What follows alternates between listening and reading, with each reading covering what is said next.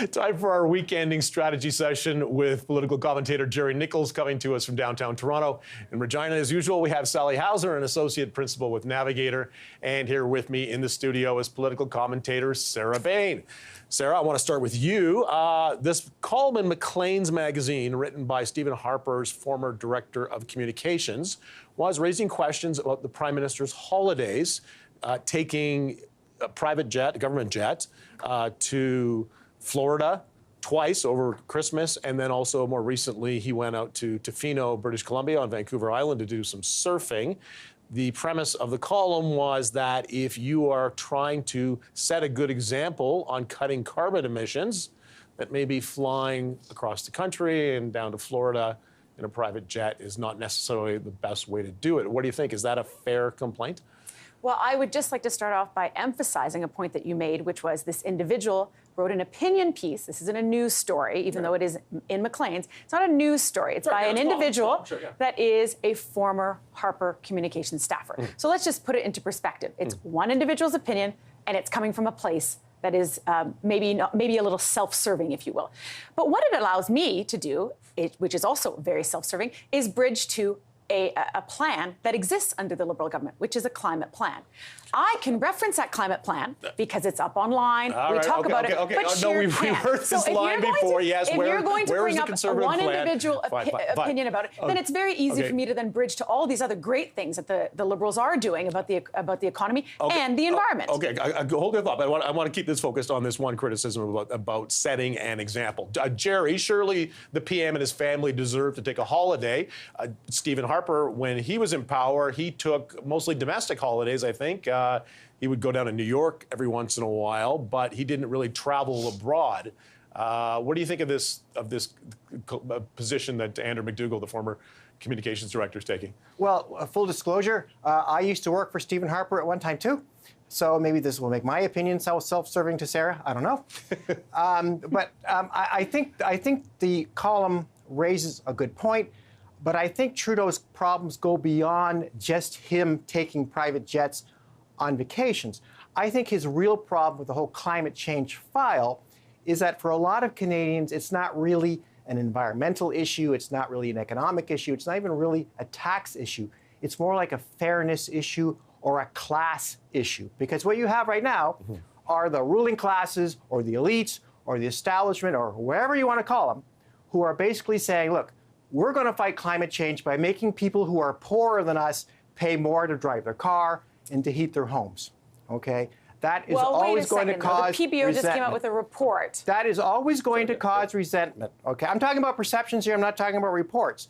And this is going to cause resentment. And you have people like Ford and Shearer, Jason Kenney, who are going to do everything they can to fan the flames of that resentment. This is why this is going to be a problem for Justin Trudeau in the next election, just like the GST was a problem for the Conservatives in the early 1990s. So, yeah, it's going to be a real issue for them because you can make that class warfare argument, which is why the NDP, by the way, segueing to Sally, should be taking this on.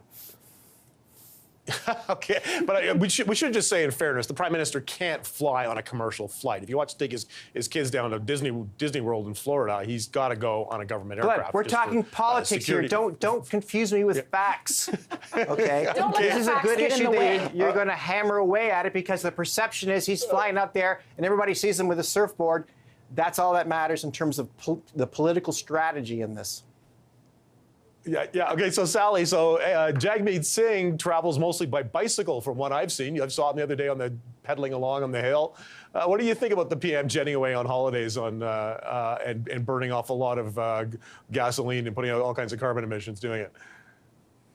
You know, I don't think there's necessarily a whole lot of problem with taking vacations with your family. But, you know, the fact is that the Prime Minister does need a bit of kind of good comms, you know, between Florida and Tofino and the Aga Khan's Island. He does get around an awful lot. And I think if I were the Liberals, this would be a good way to show, leading by example, we're taking, vacations closer to home.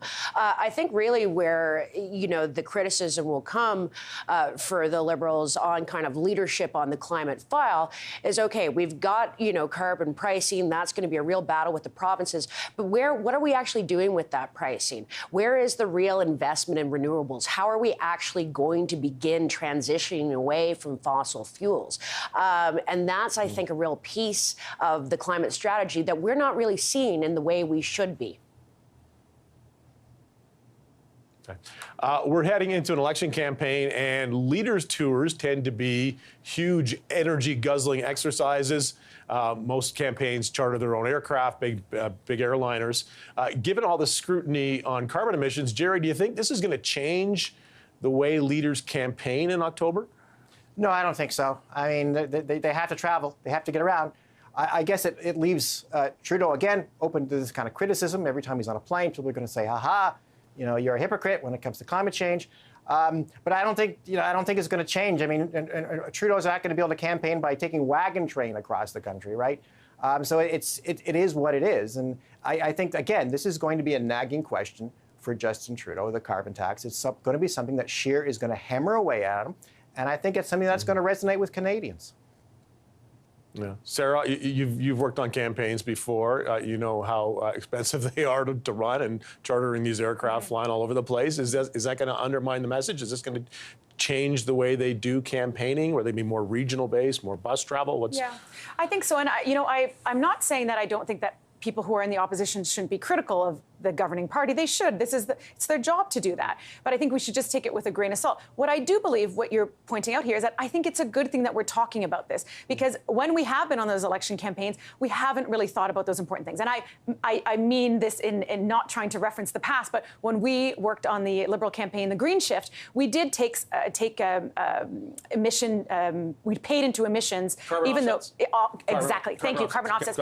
Even though we were chartering our own plane, it wasn't a commercial plane. Yeah. So there are so many things that we can be doing. And like you said, should we be taking more buses? Absolutely. Media now they're not going to be as many journalists on the plane. We won't need as big of planes this election, because many journalists aren't going to be on the tour on pool.